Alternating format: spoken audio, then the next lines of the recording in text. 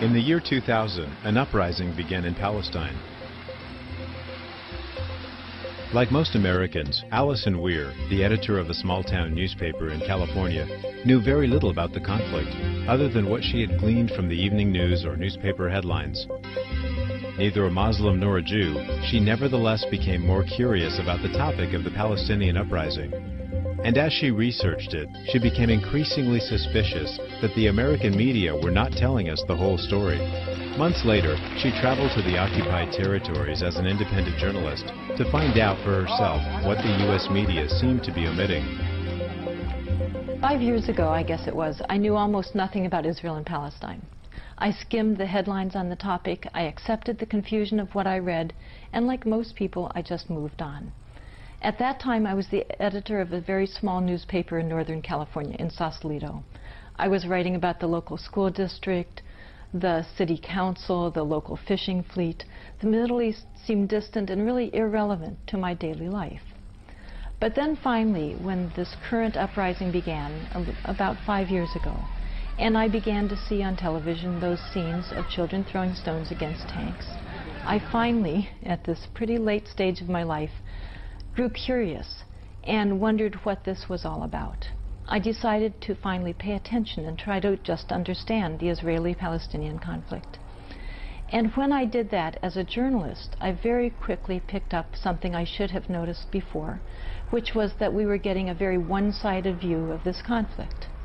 I began to look into it more seriously. I began to pay more attention to the news reports, to read them all the way through, to listen to NPR very carefully. And as I did that, I realized more and more that this was appearing to be the most distorted issue I think I had ever come across. I finally decided I needed to go and see for myself. And so began the most unusual trip that I've ever undertaken. During my month of traveling through the Palestinian territories, I had found a population under siege. Throughout Gaza and the West Bank, people were being kept virtually in prison. I found that there were Israeli military checkpoints that limited and often totally prevented, if you were Palestinian, ingress and egress from their towns and villages.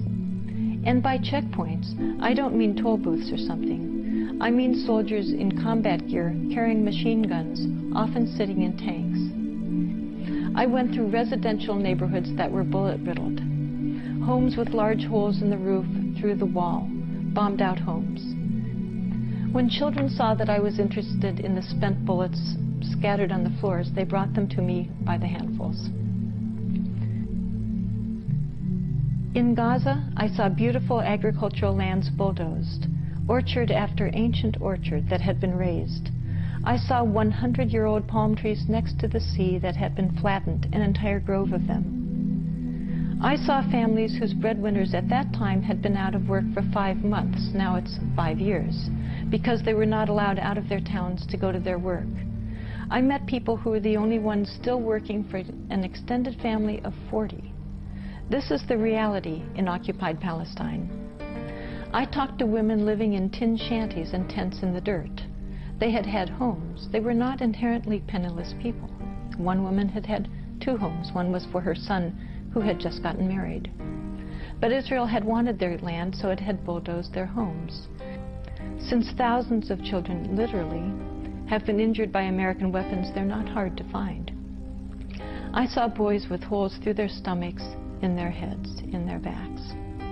I saw a brain-dead 12-year-old. He had dared to throw stones at Uzi-carrying, tank-wielding soldiers. I saw boys who will never walk again. They won't skip, they won't have children, they won't frolic. Their childhoods are finished.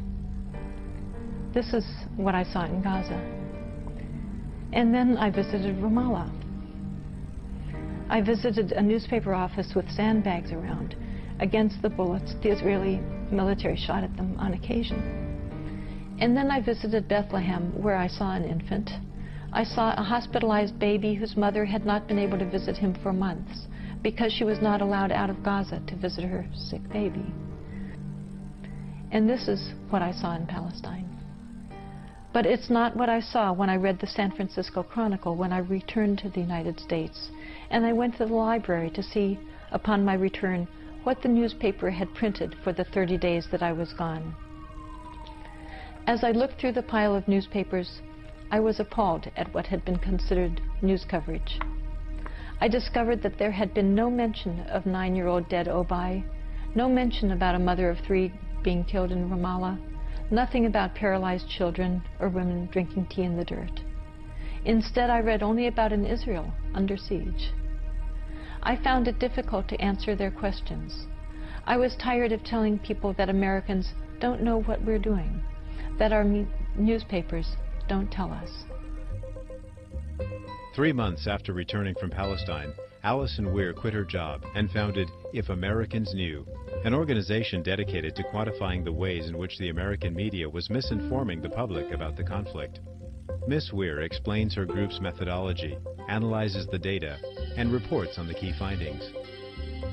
We decided to really look into the news coverage of Israel and Palestine analytically and statistically to really understand what is going on. And we decided to choose clear, objective categories that would be as immune as possible to subjective interpretation. And we decided to look at how deaths were being covered by our media. Now, the important thing is that we looked at how deaths were being covered among both populations, Israelis and Palestinians. It's my view, and I'm sure yours, that they're all human beings, that all human beings' deaths are equally tragic and quite newsworthy. We looked at the first year because that's such a significant period. First impressions are so powerful. They lead us all to conclude about who initiated the violence, who is retaliating, who is the victim, who is the aggressor. It's very significant. Then we decided to also look at the coverage for last year, for 2004, to see if any patterns we discovered in the first year were then continued in the second year, or whether coverage changed significantly. We specifically studied the New York Times and the 3 major networks. We looked at ABC, CBS, and NBC, their evening primetime news shows.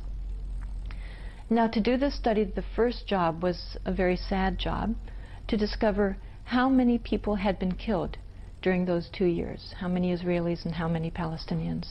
And to learn that fact, we went to an Israeli human rights organization, B'Tselem, which is very respected and quite careful in its gathering of data. It gathers information for both Israelis and Palestinians. So in looking into how many people had been killed in that first year, we discovered that 165 Israelis had tragically been killed by Palestinians, and that 549 Palestinians had tragically been killed by Israelis. In 2004, what you discover is that 107 Israelis had been killed, which was a reduction. It was about 30% less than the first year. So they had experienced a calmer period of time. For the Palestinian population, however, you discover that the amount of death had greatly increased, that 821 Palestinians had been killed during that period. That they were, therefore, Palestinians were being killed last year by a rate of 8-to-1 over Israeli deaths. Now, keeping those numbers in line, we then looked at what the New York Times had reported and what these major networks had reported. For example, we found that ABC had covered Israeli deaths at a rate 3.1 times greater than Palestinian deaths. We discovered that CBS had covered Israeli deaths at a rate almost 4 times greater, 3.8-to-1. We discovered that NBC covered Israeli deaths at a rate 4 times greater than Palestinian deaths. In other words, just to take one example, CBS